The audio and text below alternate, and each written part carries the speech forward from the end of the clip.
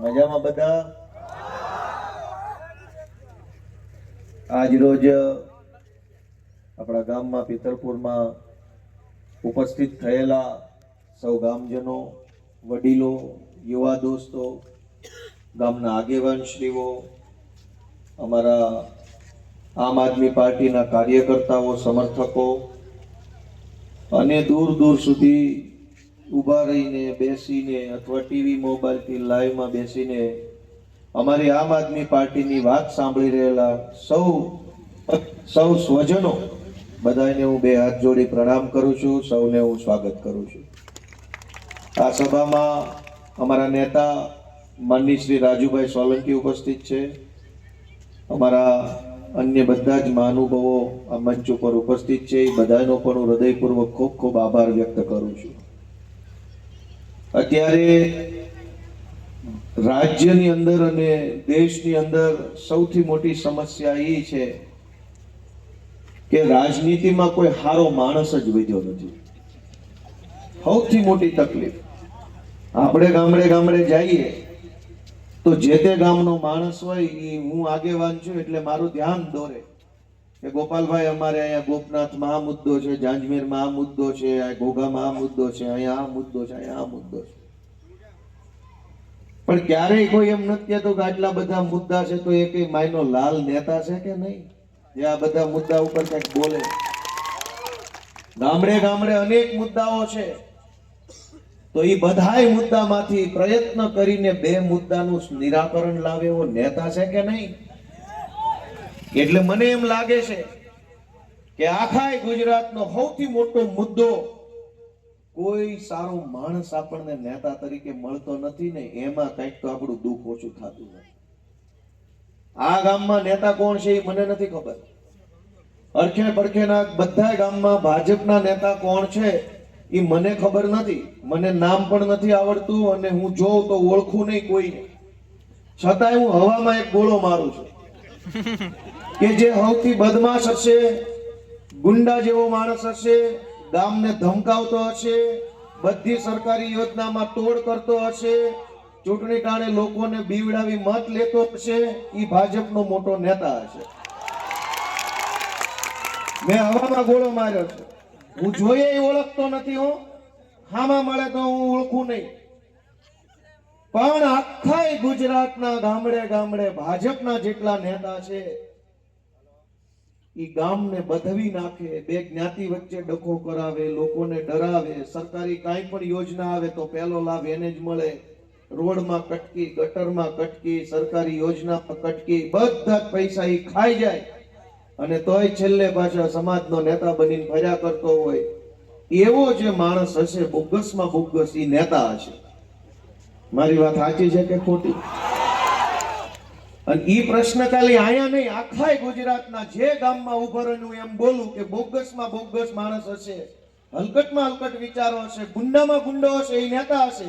આવું અમરેલીમાં બોલું તો લોકો આ પાડે છે, જુનાગઢમાં આ પાડે છે, કોડીનારમાં આ પાડે છે, રાજકોટમાં આ પાડે છે, આ અલંગમાં આ પાડે છે, પિતરપુરમાં આ પાડે છે. એનો અર્થ શું થયો કે આખા ગુજરાતની રાજનીતિનો કબજો ગુંડાઓના હાથમાં આવી ગયો છે. તો સૌથી મોટો પ્રશ્ન શું થયો? ગામમાં પાણી નથી આવતું, ખેતરોની અંદર પાણી ક્યાંક, આ તો દરિયાકાંઠો એટલે એ ઉપાધિ ન હોય અહીંયા, પણ જે પક્યું હોય એનો પૂરો ભાવ ન આવે, સુરક્ષા ન હોય, રોજગાર ન હોય, શાળામાં માસ્તર ન હોય, ડેપોમાં બસ ન હોય, ગામમાં તલાટી ન હોય, કોઈને કહેવા જાવ તો સાંભળવા વાળો ન હોય. એ પ્રશ્ન નથી. પ્રશ્ન એ છે કે કોઈ નેતા જ નથી. હવે નેતા જ ન હોય, કોઈ સારો માણસ નેતા ન હોય તો ગામનું ભલું કેવી રીતે થાય? તમે ભલા માણસ કહો તો ખરા અમને. ભલું કરવું હોય તો પહેલા તો કોક સારો હજડબમ કડક કાળજા વાળો માણસ જોઈએ કે જે ડરે નહીં, જે લલચાય નહીં, પાછું પગલું ભરે નહીં. એવો જે માણસ હોય એના હાથમાં નેતૃત્વ આવે તો ઈ માણસ કાંઈક પ્રશ્ન ઓછા કરવાની કોશિશ કરે.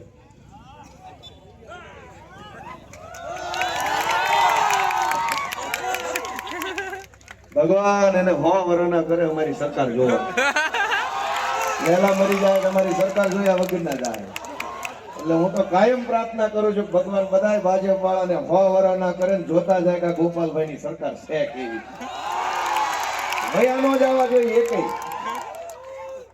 ભલે જીએ હું વિડીયો જોશે અમારી સરકાર, પણ મરવા નો જોઈએ. આપણે શું કામ કેવી વેલા વૈયા જાય, ભલે રહ્યા એને ખબર પડે ને કે કેવી કેવી સરકારો હાલી શકે એમ છે. ભણેલા ગણેલા માણસો સરકારમાં આવે, યુવાન માણસ સરકારમાં આવે તો સમાજ માટે કેવું કામ કરે એ ભલે જોવે. તમને કોઈ વાંધો નથી ને એમાં, તો ભલે વરના કરે માતાજી. 30 વર્ષથી ઉપાડો લીધો છે કે વિકાસ થયો વિકાસ થયો વિકાસ થયો વિકાસ થયો, પણ કોનો? તમે મને એમ કહો કે આ પિત્તલપુર ગામ છે, આજથી 15-20 વર્ષ પહેલા ગામમાં જેટલા માણસો રહેતા હતા એટલા જ અત્યારે રહેશે કે ઓછા રહેશે? હોય એવું કયો, ઓછા છે કે વધુ?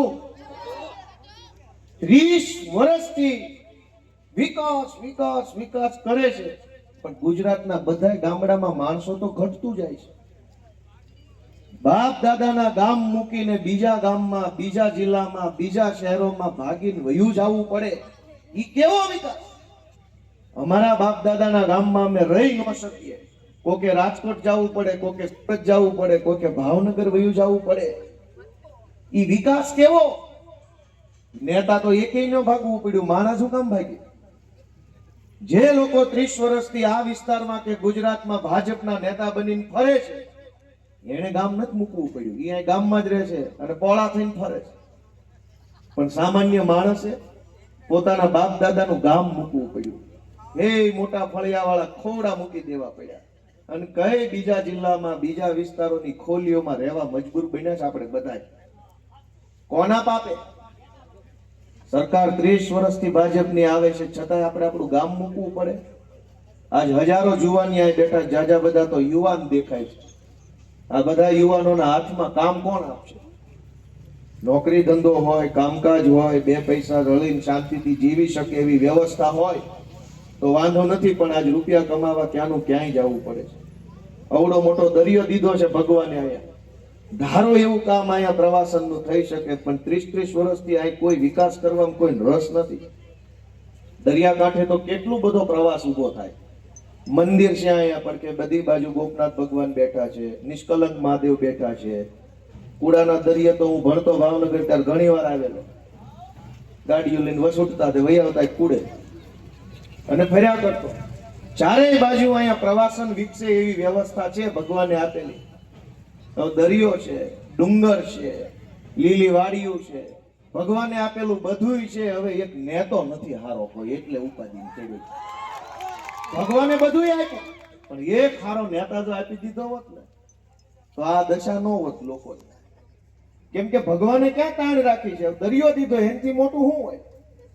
દરિયા પાસે લીલી વાડીઓ દીધી, ડુંગરા છે ચારે બાજુ, ક્યાં નથી ડુંગરા? બધું જ છે, નેતો નથી. અને એના કારણે હજારો લોકો પીડાય છે. હું તમને વિનંતી કરવા આવ્યો છું, હારો નેતા આવશે ક્યાંથી? કઈ ઉપરથી હેઠો પડશે? નહીં આવે. સારો નેતા સમાજે પેદા કરવો પડશે, સમાજે બનાવવો પડશે, સમાજે ઘડવો પડશે, અને જે સારો લાગે એને આગળ લાવવા માટે લોકોએ હાવડો દબાવવો પડશે. બાકી હારો નેતા નહીં આવે. લોકોએ હારો નેતા ઉભો કરવો પડે, અને નેતા હારો નહીં આવે તો એક પણ પ્રશ્નનું નિરાકરણ ક્યારેય જિંદગીભર આવવાનું નથી. પેઢીઓની પેઢીઓ મજૂરી કરવામાં વહી જશે. કેમ આ વિસ્તારમાં ભણતર ગણતરની વ્યવસ્થા ન થઈ? અનેક છોકરાઓ આપણા છે જેને જો સારી વ્યવસ્થા મળે ને તો ભણી ગણીને આખા રાજ્યનું ને આખા દેશનું નામ રોશન કરે ને એવી ક્ષમતા વાળા છોકરા આપણી પાસે છે. અને દરિયાકાંઠે રહેતા હોય તો તરવામાં હોશિયાર હોય. તરવાની ઇન્ટરનેશનલ કોમ્પિટિશનો થાય છે, સ્વિમિંગ કોમ્પિટિશન ઓલિમ્પિક્સમાં આવે છે. માઇકલ ફેલ્પ્સ નામ સાંભળ્યું હોય તો કોઈ છોકરા હોય, ઓલિમ્પિકની અંદર 10 વખત ગોલ્ડ મેડલ મળ્યો સ્વિમિંગમાં, તરવામાં. હવે સ્વિમિંગ પુલમાં સ્વિમિંગ શીખીને ઓલિમ્પિક્સમાં ગોલ્ડ મેડલ લઈ આવ્યા. આપણા છોકરા દરિયામાં તરતા શીખ્યા હોય, ખાલી સેટ ટેકો મળે તો આપણા છોકરા મેડલ લઈ આવે એવા બળુકા તો ખરા, પણ કોઈને રસ નથી આપણા છોકરા આગળ વધે એમાં. સ્વિમિંગમાં, રનિંગમાં, ક્લિમ્બિંગમાં, ક્લિમ્બિંગ એટલે ચડવું, આપણે આ ડુંગરા છે, છોકરા દોડીને ડુંગરા ચડી જાય, તળાજાનો ડુંગરો છે, મહુવામાં છે, ધારું કેટલી બધી છે, હળી કરીને ચડી જાય ને હળી કાઢીને વહી આવે. ઈશ્વરે બધું આપ્યું છે, પણ મેં કીધું એમ એક હારો નેતા જો ભેગે ભેગો આપી દીધો હોત ને તો આટલી ઉપાધિ ન હોત. અને એટલે હું તમને એમ વિનંતી કરવા આવ્યો છું કે અમે ગુજરાતને સારા નેતા મળે એની કોશિશ કરવા વાળા માણસો છીએ, એવો પ્રયત્ન કરવા વાળા માણસો છીએ. અમે ગુજરાતને ચૈતરભાઈ વસાવા આપવાનું કામ કર્યું. આમ આદમી પાર્ટીએ બ્રિજરાજ સોલંકી આપવાનું કામ કર્યું, પ્રવીણ રામ આપવાનું કામ કર્યું, ઈશુદાન ગઢવી આપવાનું કામ કર્યું. આ તમારો દીકરો ગોપાલ ઇટાલિયા આપવાનું કામ અરવિંદ કેજરીવાલની આમ આદમી પાર્ટીએ કર્યું. તમે મને એમ કહો કે આ બધા સારા નેતા છે કે નહીં? એ કોણે આપ્યા? આમ આદમી પાર્ટીએ ગુજરાતને સારા આગેવાનો આપવાનું કામ કર્યું. આ આપણા પંથકને જો સારા આગેવાન જોતા હશે તો તમારા આશીર્વાદ વગર શક્ય નહીં બને.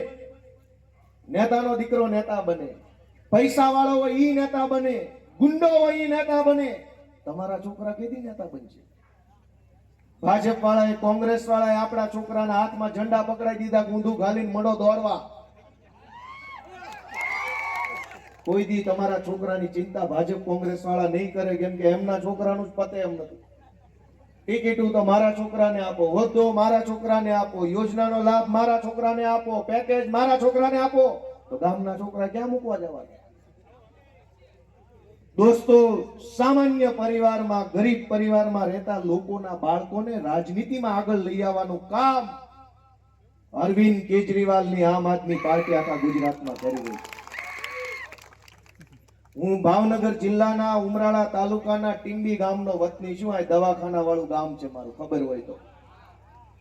ઈ ગામમાં હું મોટો થયો, ઈ ગામમાં હું ભણ્યો, પછી ઉમરાળા ભણ્યો, ધોળા ભણ્યો, ભાવનગર વિદ્યાનગરમાં ભણ્યો. ઘણી ઘણી ગરીબ પરિવારનો માણસ હતો, કઈ બીજી કોઈ લાંબી કમાણીનું સાધન નહોતું. કમાવું જ પડે એવી પરિસ્થિતિ હતી, ન કમાઈએ તો ઘર ઊભું રહી જાય એવી હાલત હતી અમારી. પહેલા કુમુદવાડીમાં હીરા ગણવા બેઠો, પછી ત્યાંથી પ્રમોશન આવ્યું, માધવરત્નમાં નિર્મળનગર પ્રમોશન મળ્યું, ત્યાં બેઠો ઓફિસમાં. પછી એમાંથી પોલીસ બન્યો, એમાંથી ક્લાર્ક બન્યો, એમાંથી આંદોલનમાં ગયો, એમાંથી આમ આદમી પાર્ટીમાં આવ્યો. અરવિંદ કેજરીવાલે મને ધારાસભ્ય બનાવ્યો. અત્યારે તમે મને એમ કહો કે હીરા ગણતો હોય એ માણસને ધારાસભ્ય ભાજપ બનવા દેશે? કેજરીવાલે મને બનાવ્યો છે. કેજરીવાલ એમ ઈચ્છે છે કે સામાન્ય પરિવારના છોકરાઓ કેમ આડિયા પાડીએ છે, હક નથી, ધનુર ઉબડ્યો છે, બધી સભામાં આવું કરે, આમ જાય ને આમ જાય ને આમ જાય ને આમ જાય, ધનુર ઉબડ્યો થઈને આમ. પણ એના ધનુરનું ઇન્જેક્શન કેજરીવાલના કોથળામાં છે. કરતું મારતે રેડી થાય એમ છે.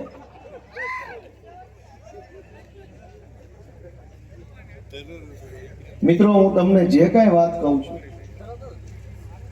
એ કઈ રાજકારણ નથી, એ સમજવા જેવી વાત છે. આપણા પોતપોતાના જીવનારે જોડાયેલી વાત છે. હું ધારાસભ્ય બારાસભ્ય તો ઠીક, હવે પણ એક સામાન્ય પરિવારમાં જન્મેલો માણસ નેતા બની શકે, ધારાસભ્ય બની શકે, જિલ્લા સભ્ય બની શકે, સાંસદ બની શકે, એ કલ્પના કોઈ કરી શકો? આપણને તો ભાજપ કોંગ્રેસ એવું શીખવાડ્યું તમે ન બની શકો, તમારથી કાંઈ ન થાય, તમે નો ફોર્મ ભરી શકો, તમે નો આગળ આવી શકો, તમારા બધું ન કરાય, રાજકારણ બહુ ખરાબ છે. એટલું બધું ખરાબ હોય તું હું કામ સાંટો છું? વિરામ બેજા. આપણે જયારે આમ આદમી પાર્ટીના લોકો રાજનીતિમાં આવે, ફોર્મ ભરે, ચૂંટણી લડવા ઉભા થાય, તો ભાજપ કોંગ્રેસ વાળા આપણા ઘરે એમ કે તમારે આ ન કરાય, રાજકારણ બહુ ગંદુ છે. અમારા આવ્યા પહેલાથી ગંદુ છે, કર્યું કોણે? કોને ગંદુ કર્યું? કયો હાલો, તમે તો 30 વર્ષથી છો. તમે ગંદુ કર્યું હોય તો ગંદુ હશે, અમે તો આવ્યા જ નથી હજુ, અને અમે આવવાની તૈયારી કરી.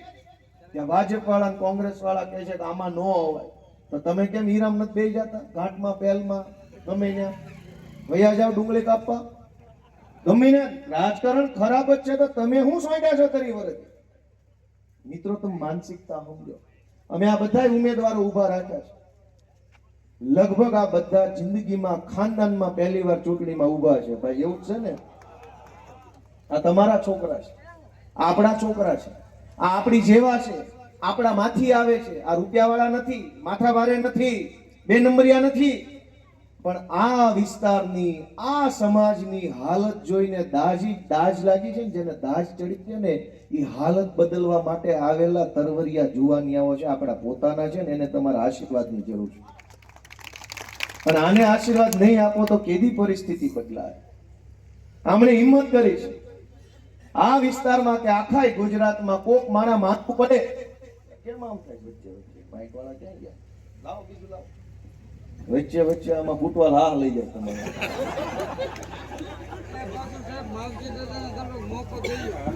હેલો, હા હાલ.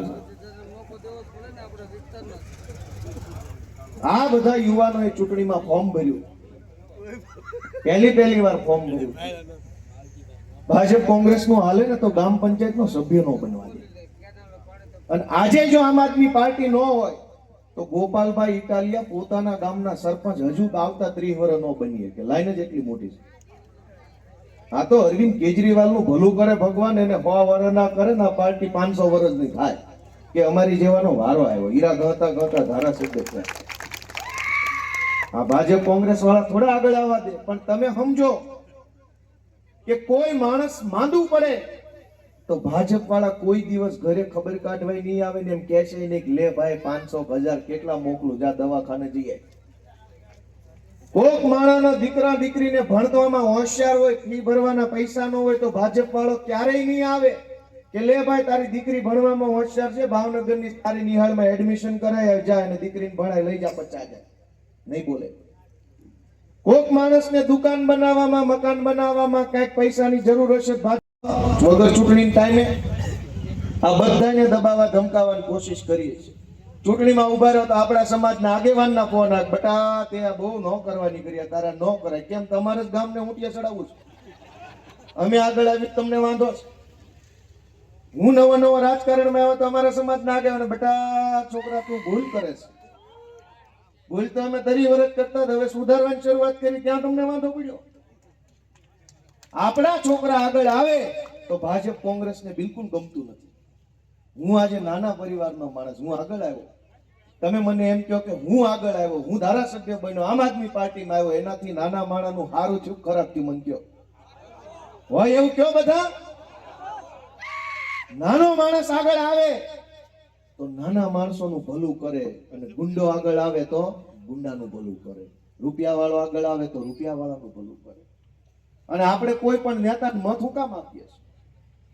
દાખલા તરીકે કોઈ નેતાને મત આપ્યો, બહુ સમજવા જેવી વાત છે કે કોઈ નેતાને તમે મત આપો તો મત એટલે આપો છો કે જા ભાઈ મેં તને મત આપ્યો, તું સરકારમાં જાજે અને સરકારને કહેજે કે અમારા ગામમાં એક શાળા બનાવે, જેથી આપણા સમાજના બધા દીકરા દીકરીઓ અહીં ભણી અને કલેક્ટર મામલતદાર બને.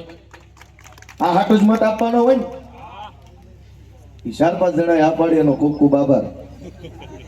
આપણે મત આ હાટું જ આપવાનો હોય ને કે લે ભાઈ મેં તને મત આપ્યો, તું જા સરકારમાં, તારી સરકારને કે અમારા ગામમાં નિશાળ બનાવે, જેથી કરીને આપણી નાતના બધા છોકરાને એમાં ભણાવીને ભણી ગણીને છોકરા આગળ વધે. આ હાટું જ મત હોય?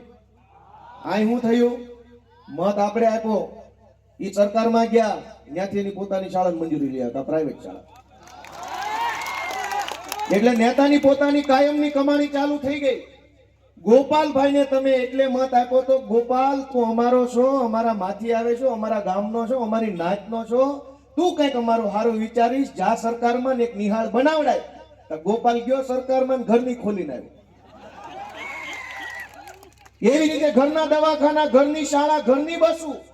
તમે જે નેતાને સરકારી શાળા બનાવવા મત આપો છો એ પ્રાઇવેટ શાળા બનાવીને પાછો આવે છે.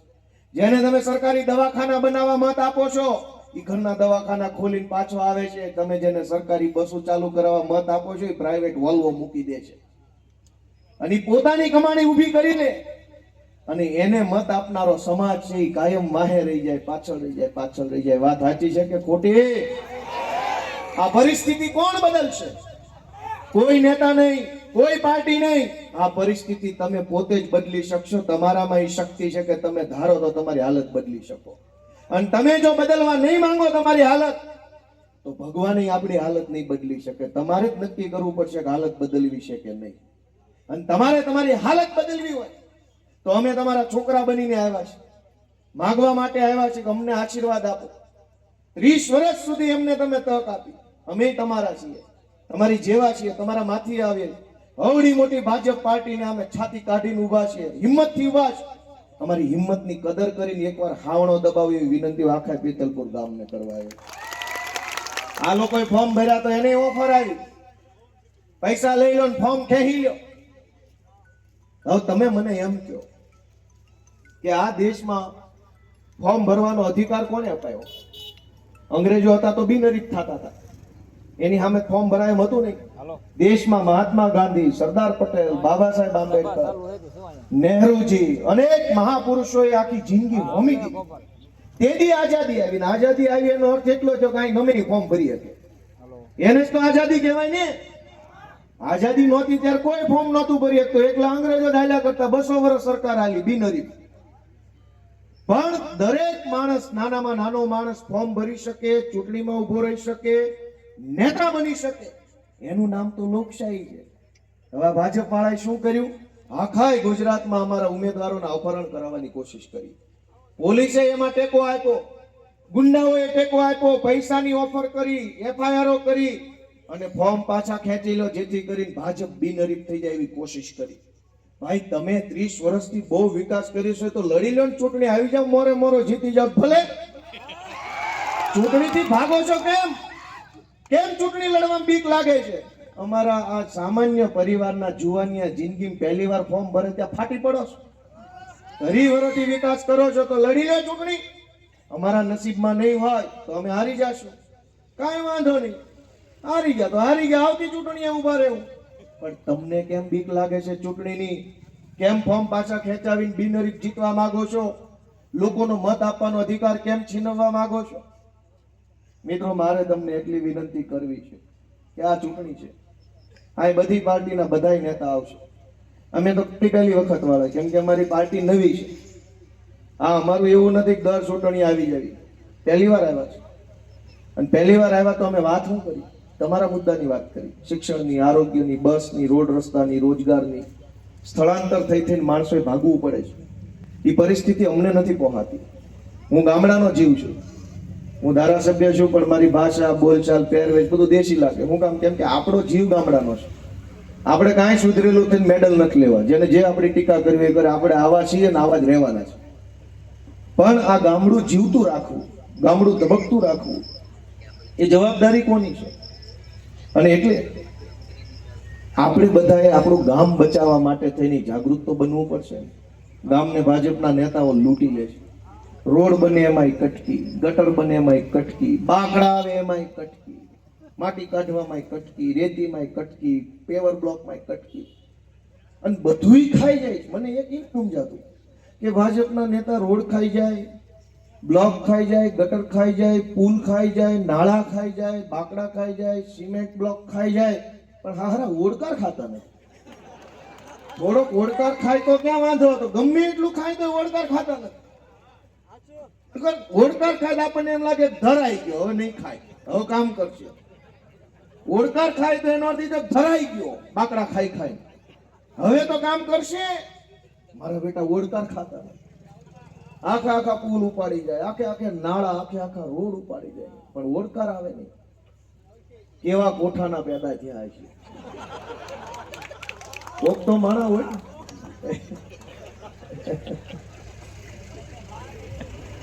અને એટલે હું તો તમને હું તો જાજુ કહી ન શકું, નાનો માણસ છું. જેટલું આવડે એટલું મેં કીધું તમને. અમને બહુ કઈ જાજુ રાજકારણી ખબર નથી પડતી. આ નવા નવા આવ્યા છે ને હાલતા હાલી ગયું તમારા આશીર્વાદથી.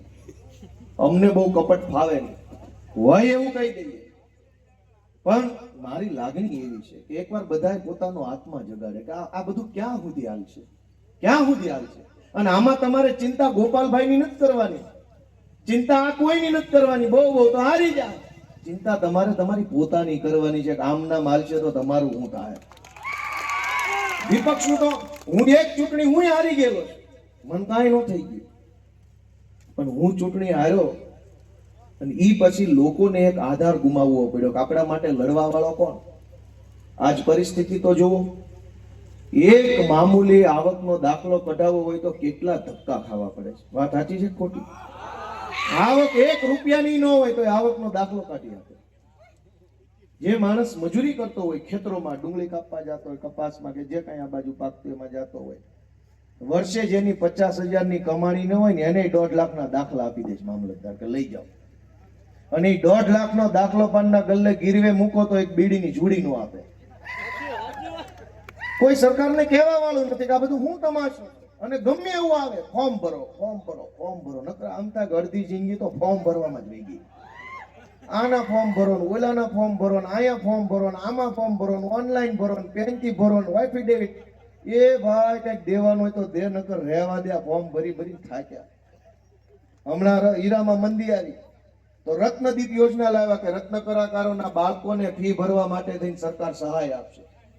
લોકોએ 2,000 નો ખર્ચો કરીને ફોર્મ ભર્યા ને સહાય આવીને પાવલી. ફોર્મ ભરવાનો 2,000 નો ખર્ચો છે સહાય લેવા માટે. કોને કહેવાનું? અને સરકારની હાલત તો એવી છે ભાઈ કે કોઈનું કાંઈ ઉપજતું નથી. આ ભાજપમાં હું 1000 વખત માઇકમાં બોલ્યો છું કે અહીંયા એટલે આપણા મલકમાં, આપણા વિસ્તારોમાં જે પોળા થઈને હાલે છે ને ભાજપ વાળા, એનું ગાંધીનગરમાં કાંઈ હાલતું નથી પાછું. એ અહીંયા જ પોળા પોળા હાલે. પબ્લિક વચ્ચે પોળા હાલે. હું કામ? ગરીબ પબ્લિક છે, નાના માણસો છે, સામાન્ય માણસો છે, તો જોયા કરે, બોલે થોડા. પણ અહીંયા પોળા હાલે, એનું ન્યા કાંઈ હાલતું નથી. મેં નજરે જોયેલું છે, હામી નજરે કા પટાવાળા જેવું કામ છે. તો શેના પોળા પોળા હાલે છે? અને નેતાનું કઈક ઉપજતું હોત તો આટલા પ્રશ્નો થોડા હોત. ગુજરાતના અનેક ગામડામાં પીવાનું પાણી નથી આવતું ટાઈમે, પણ દારૂ ટાઈમ ટુ ટાઈમ આવે છે. અને તમે જુઓ કે ગુજરાતમાં દારૂનો પ્રતિબંધ છે, પણ કોઈ દિવસ કોઈ ગામડામાં 500 જણાએ રસ્તા રોકો આંદોલન કરીને એવું કહેવું નથી પડ્યું કે દારૂ ઘટે છે, ભોગાડો ભોગાડો. હોય જ. કોરોના આવે તો ઓક્સિજનના બાટલા ઘટે, અમેરિકાનું યુદ્ધ થાય તો ગેસના બાટલા ઘટે, પણ ગમે એવી પરિસ્થિતિમાં દારૂના બાટલા કોઈ દી ન ઘટે. હોય જ. હોમ ડિલિવરી જ્યાં ક્યાં ને આપી જાય. ખીજડા વાળા ખેતરે પોગાડી દે, ત્યાં આપી જાય. અને આ દારૂનો ધંધો કોણ કરે છે? બધા જ ભાજપ વાળા દારૂના ધંધામાં કાળી કમાણી કરે છે. આપણા છોકરાની જિંદગી બરબાદ કરીને આ લોકો રૂપિયા કમાય છે. અને ઈ રૂપિયાથી ચૂંટણી ટાણે આપણને વેચાતા લેવા આવે છે. ચૂંટણી ટાણે કેટલા રૂપિયા આ બાજુ શું આપે છે? એ તો પૈસા તો આપે જ છે, એમાં કઈ શરમ રાખવાની કોઈ સંકોચ ન કરતા. પૈસા તો મતદાનના આપે જ છે. 500 મતદારોને કેટલા? સાંભળો, એક મહત્વની વાત છે. મતદારોને કેટલા પૈસા આપે છે? 500. મને તમે એમ કહો કે બકરી કેટલાની આવે? બકરી કેટલાની આવે? 15,000 ની. ગધેડો? બકરી 15,000 ની આવે, ગધેડો 25,000 નો આવે. આપણો મત એને 500 જોતો. એટલે માણા બકરી કરતા સસ્તો. માણાનો મત 500 નો, બકરી 15,000 ની. તો બકરી મોટી કે માણા મોટો? કયો બધા મને, બકરી મોટી કે માણા મોટો? હવે ભાજપ વાળા આપણને હું સમજે? 500 રૂપિયામાં માણા મળે, બકરી 15,000 ની, ગધેડો 35,000 નો. ગધેડા કરતા માણા સસ્તો? કે પછી ભાજપ વાળા બુદ્ધિ ગધેડા જ થઈ ગઈ? તમારે, હું તો તમને બધાને વિનંતી કરું છું, 2 હાથ જોડીને વિનંતી કરું છું કે ભાજપ વાળા પાસેથી પૈસા લઈ લેજો ભાઈ. કોઈ છોડતા નહીં. બધાને મારી વિનંતી છે, પૈસા લઈ લેજો. અને ઓછા ન લેતા. મજાક નથી કરતો, ગંભીરતાથી કહું, કેમેરા ચાલુ. એ આપણા જ લૂંટેલા માલ છે, લઈ જ લેવાનો. વટથી કઈ મારા છે, લાય ક્યાં તારા બાપના છે. બધાને વિનંતી છે, શરમમાં ન રહેતા, સંકોચમાં ન રહેતા, 500 ન લેતા. વધારે લેજો, ધરાય ધરાય લેજો, જે ખવડાવી ખાઈ લેજો. અને બૂથમાં જઈને હાવણો દબાઈ દેજો, એટલે કાયમનો પકડાટ જાય. આ 10 ચૂંટણી હાલી નીકળે છે પૈસા લઈને મત લેવા. લઈ લેજો. હું તમને સિરિયસ કહું છું, ગંભીર દાંત કાઢવામાં નથી કહેતો, ગંભીરતાથી કહું છું, લઈ લેજો. પડખે વાળો હું વિચારશે એ વિચારતા નહીં. ભાજપની સભામાં જવું પડે તો જઈ આવવાનું, બેહવું પડે તો બેહી આવવાનું. પૈસા પૂરા લેવાના, ધરાઈ ધરાઈને ખાઈ લેવાનું, અને પછી દાંત કાઢતા કાઢતા હાવણો મારીને રજા આપી દેવાની, નીકળવાનું, કામ પૂરું. 20 વર્ષથી ઉપાડો લીધો. વિકાસ વિકાસ, કોનો વિકાસ? અને વિકાસ થયો હોય તો વધ્યું હું? હાલો કયો મને. છોકરા વધ્યા, વાળ વધ્યા, લેણું વધ્યું. બીજું કઈ વધ્યું? કયો? કોઈની પાસે કઈ પૈસા વધ્યા? વધ્યો. છોકરા વધ્યા, લેણું વધ્યું. અને વાળ વધ્યા. કોઈની પાસે બીજું કાંઈ વધ્યું હોય કે હાલ સ્ટેજ ઉપરથી ગુલદજરો આપીને સન્માન કરી નાખું નથી વધ્યું. અને છતાંય વિકાસ વિકાસ વિકાસ. ભાઈ સાહેબ જીવવા દો ને તોય હવે અમે તો તમારા આભારી રહેવું. શાંતિ જીવવા દો. રોજ ઉઠીને વિકાસ. હું તમને એટલી વિનંતી કરું છું મારા બધા વડીલો, યુવાનો, દોસ્તો, કે અમે બધા બહુ નાના માણસો છે રાજનીતિમાં. મારી પોતાની ઉપર 30 FIR કરી ભાજપ. હું નવો રાજકારણમાં આવ્યો તો હમણાં પાછો વળી જાય, હમણાં પાછો વળી જાય, હમણાં પાછો વળી જાય. 1 FIR, 2 FIR, 3 FIR, 4 FIR, 5 FIR, 30 FIR કરી. મહેસાણાની જેલમાં ગયો, આણંદની જેલમાં, વિજયપુરની જેલમાં, સુરતની જેલમાં, અમદાવાદની જેલમાં, ગાંધીનગરની જેલમાં, ભાવનગરની જેલમાં, બધી જ જેલમાં જઈ આવ્યો. મેં નક્કી કર્યું કે હું જોઉં છું તારી જેલમાં તાકાત કેટલી છે, મારા કાળજામાં કેટલી તાકાત છે. અને તું જેલ અમને રોકી લે ભાઈ. જે દિવસે માણસ છે ને એને ડર મૂકી દે ને કે ભાઈ મારે હવે ગુમાવવાનું કાંઈ નથી, તે દિવસે માણસને કોઈ નથી ડરાવી શકતું. તમને કાંઈ ગુમાવવાનો ડર જ ન લાગે, તે દિવસે દુનિયા તમારી મુઠ્ઠીમાં આવી જાય, દુનિયા તમારી તાકાતથી કંટ્રોલ થઈ જાય. દોસ્તો, આપણે બધા એવા જ માણસો. આપણે ગુમાવવાનું શું છે? ક્યાં મિલકત ભાજપે બંધાઈ દીધી છે કે લઈ જાય, ક્યાં આપણને મકાનો બનાવી દીધા છે કે લઈ જશે, ક્યાં તમને હોનાની ઘડિયાળો પહેરાવી દીધી છે કે લઈ જશે. ગુમાવવાની છે આપણી લાચારી, ગુમાવવાની છે ગરીબી, ગુમાવવાની છે ચિંતા, ગુમાવવાની છે પીડા, અને મેળવવાની છે હિંમત, મેળવવાની છે આશા, મેળવવાનો છે ભરોસો, મેળવવાનો છે વિશ્વાસ. અને એટલે હું વિનંતી કરું છું, દબાવવાનું છે બધાય ઝાડુ, બધાય હાવણો દબાવવાનો. મિત્રો, સારા આગેવાનો આગળ આવે એના માટે તમારા આશીર્વાદની જરૂર છે. કહેવા જેવી ઘણી વાતો છે, એટલા બધા મુદ્દા છે કે પૂરું નથી થાય. પવન ચક્કીનો મુદ્દો છે, વીજળીની લાઈનો ગમે એના ખેતરમાં ગમે એના નાખી જાય એનો મુદ્દો છે. મુદ્દા ઘટે એમ નથી. બંધારાનો મુદ્દો. 30 વર્ષથી ભાજપની સરકાર છે, એક બંધારો પૂરો થતો નથી. નરેન્દ્ર મોદી હમણાં નીકળવાના કેટલી વાર બની જાય? રાતોરાત બની જાય. આપણું છે એટલે નહીં બને, એનું હોય તો બધું બની જાય. એટલે ઘણું કહેવા જેવું ઘણું છે, પણ હવે કહેવું નથી. રામ રામ. કહેવા જેવું ઘણું છે પણ કહેવું નથી. સમજવા જેવી બહુ વાત ટૂંકી છે કે અમે ગુજરાતમાં એક નવો બદલાવ આવે, સામાન્ય માણસના જીવનમાં પરિવર્તન આવે, માણસ સ્વાભિમાનથી જીવી શકે, આત્મસન્માનથી માણસ આગળ વધી શકે, એવી વ્યવસ્થા ઊભી કરવા માટેનો સંકલ્પ લઈને અમે આમ આદમી પાર્ટી લઈને તમારી વચ્ચે આવ્યા છે. તમને એમ લાગે કે આ તમારા છોકરાઓને એક કાપવા જેવી છે તો કોઈ વાત નહીં, વિવાદ નહીં, હાવણા સિવાય કોઈ વાત નહીં, એવી રીતે ઝાડુ દબાવી દીધું છે. અને છેલ્લે વિધાનસભાની 2-3 વાત કહેતો જાઉં. વિસાવદર અને ભેસાણના લોકોએ મને ધારાસભ્ય બનાવ્યો, અને એટલે મને વિધાનસભાની અંદર બેસવાની તક મળી. કૂતરા મૂકેલા હોય, કૂતરાથી સાવધાન. કયા અંદરના બહારના? ત્યાં ગેટે લખ્યું ભાજપના નેતાના ગેટે, કૂતરાથી સાવધાન. એટલે કયો કૂતરો? અમે તો સાવધાન જ છીએ. કૂતરો કયો હોય? બહાર દેખાય. વિધાનસભામાં હું ગયો, મેં ત્યાં એક પ્રશ્ન પૂછ્યો લેખિતમાં. સરકારના મંત્રીએ મને લેખિતમાં જવાબ આપ્યો. મેં એમ પ્રશ્ન પૂછ્યો કે આખા ગુજરાતમાં ભાજપની સરકાર એમ કહે છે કે અમે ગરીબોને મફત અનાજ આપીએ છીએ, તો તમે આ અનાજ લ્યો છો ક્યાંથી? તમે કઈ વાડીએ જતા નથી, તમે કઈ ખેતરો વાવતા નથી, તમે ઘઉં પકવતા નથી, તો તમે ગરીબોને જે ઘઉં આપો છો એ ઘઉં કઈ દુકાનેથી કેટલા રૂપિયાના ખરીદ્યા? આવું મેં લેખિતમાં પૂછ્યું. બીજો પ્રશ્ન એ પૂછ્યો કે તમે જે ઘઉં ખરીદી કરી, એ ખરીદેલા ઘઉં ગામડે ગામડે સુધી પહોંચાડવા માટેનો કેટલા રૂપિયાનો ખર્ચો કર્યો?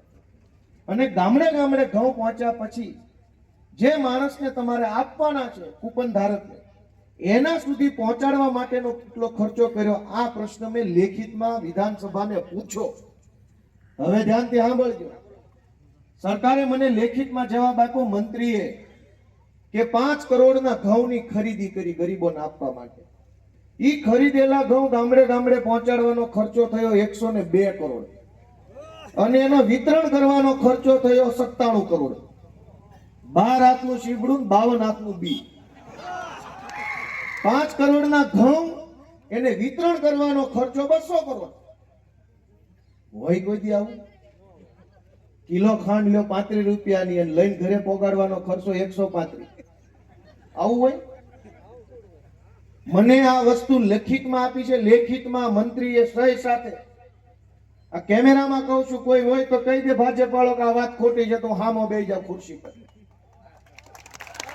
તો તમે મને એમ કહો કે કોનો લાભ માટે આ હાલે છે? આ બધું આ કોને? ગરીબો માટે હાલે છે કે વચેટિયાઓ માટે હાલે છે?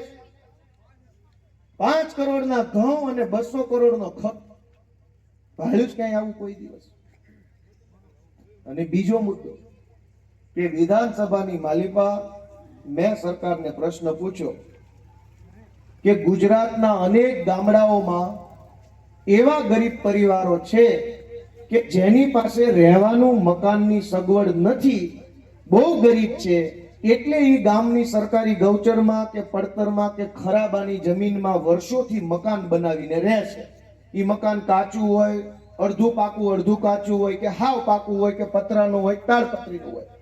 ગુજરાત આખાના ગામડાઓમાં અનેક વ્યક્તિઓ, અનેક ગરીબો એવા છે જે સરકારી જમીન પર રહેવા માટે મજબૂર બન્યા છે. એને દર ચૂંટણીએ ગામના ભાજપ વાળા દબાવે છે કે તારું મકાન ગેરકાયદેસરનું છે, ભાજપને મત નહીં આપ તો તોડાઈ નાખીશ. એટલે ગામો ગામ એવા લોકો દર ચૂંટણીએ જાગતા હોવું પડે છે, હેરાન થાય છે. પરિવારના બૈરા છોકરા હોય તે ઉજાગરા કરવા પડે છે કે હારું શું થશે, શું થશે. મેં એવો સરકારને પ્રશ્ન પૂછ્યો કે ભાવનગર જિલ્લામાં, કેમ કે હું ભાવનગરનો, લેખિતમાં પૂછ્યું કે ભાવનગર જિલ્લાના તમામ તાલુકાના તમામ ગામમાં કેટલા લોકો સરકારી જમીન પર મકાન બનાવીને રહે છે. ગુજરાતની ભાજપની સરકારે મને એવો લેખિત જવાબ આપ્યો કે ભાવનગર આખા જિલ્લાના કોઈ પણ તાલુકાના એક પણ ગામમાં કોઈ પણ માણસ સરકારી જમીનમાં નથી રહેતો, બધાને ઘરના બંગલા છે. લેખિતમાં આપ્યું છે, મારી પાસે લેખિત છે. કોઈ ભાજપ વાળા કે ગોપાલ ખોટું બોલે છે, બે જાવ હામો મોરે મોરો કરી નાખવાનો થાય. મને લેખિતમાં એમ આપ્યું કે ભાવનગર જિલ્લાના એક પણ ગામમાં કોઈ માણસ સરકારી જમીન ઉપર રહેવાનો નથી, કેમ કે હવને ઘરના બંગલા છે. પિથલપુરમાં આવું છે કે લોકો રહે છે મજબૂરીમાં, કેમ કે ઘરનું મકાન નથી. બાપ દાદાનું જૂનું મકાન હોય, પછી દાદાને 2 દીકરા હોય, એને 3 દીકરા, એને 4 દીકરા, બધા માટે મકાન હોય નહીં. તો કેટલાક લોકોએ લાચારીમાં ગામની બહાર ઝૂંપડું બનાવવું પડે, અને એનો લાભ દર ચૂંટણીમાં ભાજપ વાળા લઈ જાય. ઈ પ્રશ્નનો સરકારે જવાબ આપ્યો કે કોઈ ઝૂંપડામાં રહેતું નથી, હવના બંગલા બંધાઈ ગયા. મોદીજીના રાજમાં હવ લીલા લહેર કરે. હવે તમે જો લીલા લહેર કરતા હોય તો દઈ દેજો મત ભાજપને, અને બંગલા ન બન્યા હોય તો દઈ દેજો હાવણાને મત. એવી વિનંતી આખા ગામને કરું છું. ખૂબ લાંબી વાત થઈ ગઈ છે, પણ ટૂંકી અને સમજવા જેવી એટલી જ વાત છે કે જુવાનિયા જવાબદારી લ્યો બાપા. પ્રશ્ન છે એ કકડાટ કરવાથી કઈ મુદ્દો નથી. પ્રશ્નને સોલ્વ કરવાની જવાબદારી એક એક માણસે લેવી પડશે. આ અમારા ઉમેદવારોએ જવાબદારી લીધી છે કે અમે કંઈક આ વિસ્તાર માટે હવે આગળ વધીને કામ કરશું. તમે એને જીતાડવાની જવાબદારી લ્યો. તમે તમારી ગામ પૂરતી જવાબદારી લ્યો, એ 2 ગામ પૂરતી જવાબદારી લે, હું 5 જિલ્લા પૂરતી જવાબદારી લઉં, વિશુદ્ધાન આખા ગુજરાતની જવાબદારી લઈને હંધાય થોડું થોડું ભાગે પડતું કામ કરશો ને, તે દી આ 30 વર્ષની ગંદકી હાવણાથી સાફ થાય, બાકી એમના નહીં થાય. હવે જવાબદારી સંભાળો મતદાનના દિવસે, અને આપણો એક મત આપી દીધો ને કામ પૂરું થયું એમ નહીં. છાનામાના ખાનગીમાં કોઈને ખબર ન પડે એમ 10 મત આપણે આપણા કુટુંબ પરિવાર હગાવાલાના આમ આદમી પાર્ટીમાં હાવણામાં નખાવવા પડશે દોસ્તો. કેમ કે ભાજપ વાળા ચોરીથી મત નખાવે, આપણે તો સાચા મત નખાવાના. અને એટલે તમે બધાય આ વિસ્તારના અમારા બધાય ઉમેદવારો તમે ઓળખો જ છો, બધાને આપણા ગામના જ છે, બધા અડકે પડકે. એ બધાને આશીર્વાદ આપો, સાવરણાના નિશાન ઉપર મત આપો, અમને એક તક આપો. યુવાન ભણેલ ગણેલ માણસો આવે તો કેવું કામ થાય એનો તમે તે 1.5 વર્ષ અખતરો કરી લ્યો. 27માં પાછી ચૂંટણી છે, અમને મત દેવો ને ભાજપ વાળાને તડાક સુધરવો છે, 2.5 વર્ષ એને સુધરવાની તક મળશે અને અમને 2.5 વર્ષ કામ કરવાની તક મળશે. તો તમને 27માં ખબર પડે કે આ 2 માં કયો લાવવો. 2 ના અખતરા થઈ જાય. એટલે હું આવા વિશ્વાસ સાથે મારી વાત પૂરી કરું છું. આટલા બધા જણાએ આટલી ધીરજ ગંભીરતાથી મારી વાત સાંભળી, મારા માટે બહુ ગર્વની બાબત છે કે અમને તમે સાંભળ્યા. અત્યારે કોઈ કોઈનું સાંભળે નહીં એવો જમાનો છે. અને એમાંય તમે મારી વાત સાંભળી એટલે હું તમારા બધાનો ખૂબ ખૂબ આભાર વ્યક્ત કરું છું. ભારત માતા કી જય જવાન, જય જવાન. ખૂબ ખૂબ આભાર.